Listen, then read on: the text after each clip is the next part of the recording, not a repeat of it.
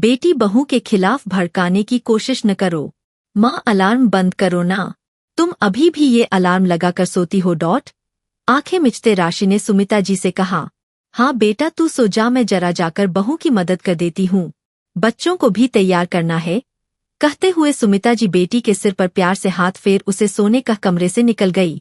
रसोई में जाकर देखा तो बहू निशिता हर दिन की भांति बच्चों के टिफिन, अपना और पति रितेश के टिफिन के साथ साथ सासू माँ और ननद राशि और उसके बेटे के लिए नाश्ता बनाने में जुटी हुई थी। माँ चाय बना दूं और आप दीदी के साथ चाय पिएंगी? निशिता ने पूछा। बहू वो तो सो रही है, हम दोनों की बना लो। और बताओ क्या बना रही हो, मैं भी मदद कर दूं? सुमिता जी ने पूछा। बस माँ बच्चों को आप तैयार कर दीजिएगा, बाकी मैं कर लूंगी, कह निशिता कुकर की सीटी सुनते गैस कम कर दी। ये इतना कुछ क्या बना रही हो बहू? सुमिता जी चारों बर्नर पर रखे बर्तन देख पूछी। ऊपर से इंडक्शन पर चाय चढ़ा हुआ था।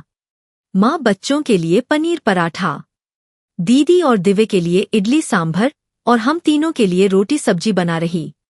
निशिता ने कहा। बहू क्या जरूरत इतना कुछ करने की, रोटी सब्जी ही रहने देती, नहीं तो सब्जी बना ही रही थी, राशि पराठे बना लेती जब खाना होता, अब ये सांभर चटनी में समय बर्बाद कर रही हो, फिर ऑफिस को देर हो जाएगी। सुमिता जी बहू के फैले काम को देखते हुए खा। माँ दीदी कौन सा बार बार आती है, इतने दिनों बाद कल ही आई है, ऊपर से मैं ऑफिस चली जाती हूँ, आपको सब देखना पड़ता, अच्छा नहीं लगता है? निशिता ने कहा। तभी रसोई में रखा अलार्म बज उठा। निशिता चाय का कप वहीं छोड़ बच्चों को उठाने भागी। सुमिता जी फिर बच्चों को तैयार करने लगी। रितेश, निशिता और दोनों बच्चों के जाने के बाद घर में सुमिता जी, राशि और उसका बेटा रह गए। सुमिता जी बेटी के लिए चाय बनाकर लाई और नाश्ता करने बोली। माँ अभी भी तुम्हें ही घर में काम करना पड़ता है, एक मेरी सासू माँ है, जब भी उनके पास जाओ सब काम से हाथ पैर खींचकर बैठ जाती है, अब तो तुम आराम करो, निशिता का काम है वो करेगी, राशि ने कहा। बेटा ये कैसी बात कर रही है, अभी अभी तूने क्या कहा? तुम्हारी सासू माँ तेरी किसी काम में मदद नहीं करती तब तुम्हें क्या अच्छा लगता है? नहीं ना, फिर तुमने खुद घर में रहना पसंद किया तो सुनंदा जी ने सारी जिम्मेदारी तेरे ऊपर सौंप दी, पर यहाँ रितेश को नौकरी वाली पत्नी चाहिए थी, ऐसे में निशिता की नौकरी हम छुड़वा कर पूरे वक्त घर के काम करने तो नहीं बोल सकते ना। और फिर बेटा, निशिता जितना हो सकता है काम करके ही जाती है, शाम को आकर फिर से लग जाती है, उसको भी इतनी समझ तो है, माँ को ज्यादा परेशानी ना हो, तू ये बातें अपने भाई भाभी के सामने ना कह देना। सुमिता जी राशि से बोली।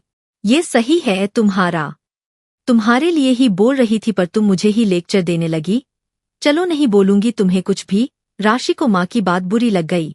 बेटा तुम तो कुछ दिन यहाँ रहकर चली जाओगी, पर मुझे तो बहू के साथ रहना है, 10 साल हो गए, तुमने देखा है कभी उसके चेहरे पर तेरे आने काम करने से कोई शिकन तक आया हो? एक तू है, जरा सा तेरी ननद या सास ससुर आने वाले होते तू मुझे फोन करके रोना शुरू कर देती, वो तेरी मदद नहीं करते, ये देख तेरी त्योरियां चढ़ी रहती, फिर भी तू ऐसे बोल रही है। निशिता आज तक बिना किसी शिकायत के सब काम इसलिए कर पाती क्योंकि उसकी सास उसकी मदद को तैयार खड़ी रहती है, और तू भी जब आती तेरी भाभी दीदी दीदी तू कर पूछ कर तेरी पसंद का खाना खिलाने से ना चुकती, फिर भी तेरे मन में ऐसे ख्याल, ये सही नहीं है बेटा। मैं तो यही कहूंगी जब तू ससुराल जाए मदद किया कर, और जब वो तोरे पास आए जहाँ जरूरत लगे उनसे मदद की मांग कर। परिवार बैठकर खाने को नहीं होता, बल्कि मिलजुल कर मिल बांट कर काम कर एक दूसरे की मदद करने को होता है। उम्मीद करती हूँ तुम मेरी बात समझ रही होगी, कह सुमिता जी दिव्य और राशि को इडली सांभर परोस दी। राशि अपनी पसंद का नाश्ता देख पहले तो आश्चर्य की, फिर बोली, ये किसने बनाया माँ? ये सब निशिता सुबह उठकर बना गई, मैंने कहा भी इतना कुछ करने की क्या जरूरत थी? तो बोली दीदी और दिव्य को पसंद है ना, फिर वो कौन सा यहाँ ज्यादा आते? सुमिता जी ने कहा। वाह, निशिता ने इतना सोचा। और तुम्हारी प्लेट? राशि ने पूछा। हाँ ला रही, वो मेरे लिए रोटी सब्जी बना गई है, मुझे इडली पसंद नहीं ये जानती है वो, सुमिता जी ने कहा। राशि आश्चर्य करने लगी। सुबह सुबह सबकी पसंद का नाश्ता बनाकर तैयार होकर ऑफिस जाना ये आसान तो नहीं। शायद भी माँ मदद करने उठा करती है, नहीं तो किसी के आने पर सब माँ को ही देखना पड़ता। अब उसे माँ का सुबह उठकर निशिता की मदद करना अखरेगा नहीं। जितने दिन वो यहाँ रहेगी, रसोई में निशिता की मदद कर माँ को थोड़ा आराम दे सकती है।